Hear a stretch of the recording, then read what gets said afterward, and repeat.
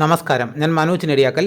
Gas cylinder ലഭിച്ചില്ലേ? വിഷമിക്കേണ്ട, നോക്കാം 5 ബദൽ മാർഗങ്ങൾ. LPG സിലിണ്ടറുകൾക്ക് പകരമായി ഉപയോഗിക്കാൻ കഴിയുന്ന സുരക്ഷിതവും ചെലവ് കുറഞ്ഞതുമായ ചില സംവിധാനങ്ങളെ പരിചയപ്പെടാം.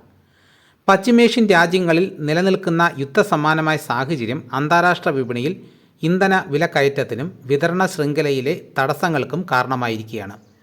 ഇറാന് നേരെ അമേരിക്കയും US ചേർന്ന് നടത്തുന്ന ആക്രമണം ആഗോള ഊർജ്ജ വിപണിയെ പ്രതിസന്ധിയിലാക്കി കഴിഞ്ഞു. ഇതോടെ ഇന്ത്യ ഉൾപ്പെടെ പല രാജ്യങ്ങളിലും പാചകവാതക ലഭ്യതയിൽ വലിയ കുറവുണ്ടായിട്ടുണ്ട്.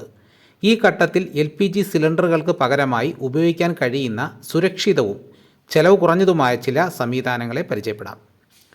ആദ്യം നമുക്ക് ഒന്നാമത് ഇൻഡക്ഷൻ കുക്കറുകൾ. വൈദ്യുതി ഉപയോഗിച്ച് പ്രവർത്തിക്കുന്ന ഇൻഡക്ഷൻ കുക്കറുകൾ പാചകവാതകത്തിന് ഏറ്റവും മികച്ച ബദലാണ്. ഗ്യാസ് അടുപ്പുകളെ അപേക്ഷിച്ച് ചൂട് പാത്രങ്ങളിലേക്ക് നേരിട്ട് എത്തുന്നതിനാൽ പാചകം വേഗത്തിൽ നടക്കും.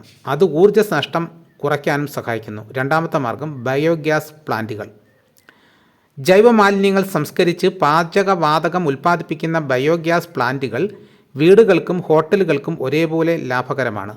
അടുക്കളയിലെ അവശിഷ്ടങ്ങൾ ഉപയോഗിച്ച് തന്നെ പാചകത്തിന് ആവശ്യമായ ഇന്ധനം കണ്ടെത്താമെന്നത് ചെലവ് ഗണ്യമായി കുറയ്ക്കാൻ സഹായിക്കും. അടുത്ത മൂന്നാമത്തെ മാർഗം സോളാർ കുക്കറുകൾ.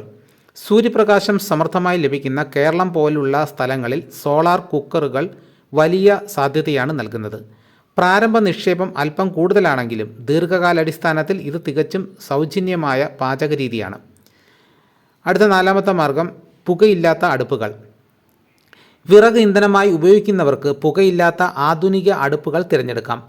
ഇവ സാധാരണ വിറകടുപ്പുകളേക്കാൾ കുറഞ്ഞ വിറകിൽ കൂടുതൽ ചൂട് നൽകുകയും അന്തരീക്ഷ മലിനീകരണം കുറയ്ക്കുകയും ചെയ്യുന്നു. അടുത്ത അഞ്ചാമത്തെ മാർഗം ഇലക്ട്രിക് കെറ്റിലുകളും മൈക്രോവേവ് ഓവനുകളും.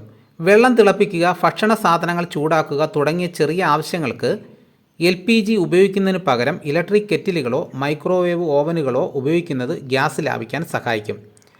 അപ്പോൾ ഇങ്ങനെയൊക്കെ നമുക്ക് ഗ്യാസ് ഇല്ലെങ്കിലും നമുക്ക് പാചകം നടക്കും. അപ്പോൾ ഇങ്ങനെയൊക്കെ ചെയ്ത് നോക്കുക, നമുക്കിങ്ങനെ ഗ്യാസ് ലാഭിക്കാവുന്നതാണ്. ഇതോടുകൂടി വീഡിയോയുടെ പൂർണ്ണമാകുന്നു. എല്ലാവരും ലൈക്ക് ചെയ്ത് സപ്പോർട്ട് ചെയ്യണം. ആദ്യമായിട്ടാണ് ഈ ചാനൽ കാണുന്നതെങ്കിൽ സബ്സ്ക്രൈബ് ചെയ്യാൻ മറക്കരുത്. നിങ്ങളുടെ അഭിപ്രായങ്ങൾ കമൻറ്റായിട്ട് രേഖപ്പെടുത്തണം. ഈ വീഡിയോ എല്ലാവർക്കും ഒന്ന് ഷെയർ ചെയ്ത് കൊടുക്കണം. മറ്റൊരു വീഡിയോ ആയിട്ട് ഉടനെ എത്താം. എല്ലാവർക്കും എൻ്റെ നന്ദി.